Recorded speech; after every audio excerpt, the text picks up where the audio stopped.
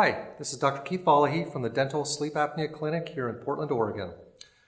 Sometimes our female patients ask whether there are differences in how men and women experience sleep apnea. And the answer to that question is yes, there definitely is. And that can be based on differences in ages when they tend to experience problems with sleep. It can have to do with the different types of symptoms that men experience versus women.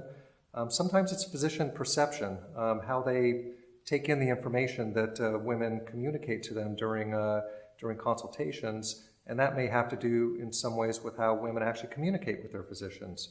So for example, we know that men overall have about twice the rate of sleep apnea as women, but they're actually diagnosed with sleep apnea at a rate of 8 times that of women.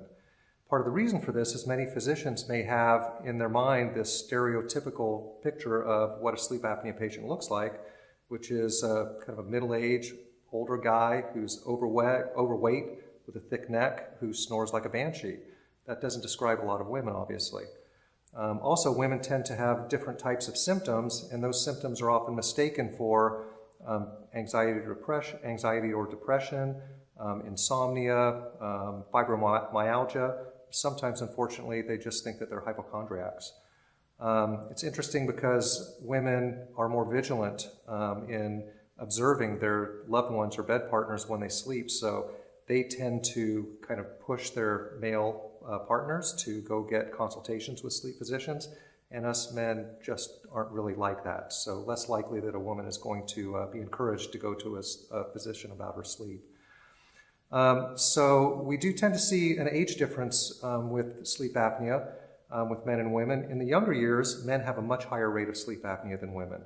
But interestingly, post-menopause, in the older years, that reverses. Now we actually see more women, a higher incidence of women having sleep apnea versus men.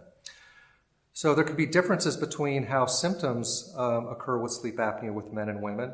Oftentimes men will complain of loud snoring, or they're told that they snore loudly. They tend to have a lot of excessive daytime sleepiness. Whereas women may not snore as much or as loudly, and they may not complain of daytime sleepiness as much as fatigue or feeling anxious because they're not feeling well, or they may have pain, that type of thing. So comorbidities are types of medical conditions that tend to occur with sleep apnea. And again, both men and women may share the same comorbidities, high blood pressure, diabetes, that type of thing. But more women tend to report things like anxiety and depression issues, not being able to sleep well, like insomnia, and oftentimes pain. That can be TMJ pain, headaches, or sometimes general pain syndromes like fibromyalgia. Once a diagnosis is established, at least what men and women have in common is that treatment tends to be the same. So that's going to include CPAP, which is considered the most effective treatment, works almost every time if the patient can actually wear the mask. Interestingly though, another difference with men and women, more women are unable to tolerate their CPAP compared to men. So oral appliance therapy, which is what how we treat patients in our clinic, may actually be a more effective or desirable treatment for women.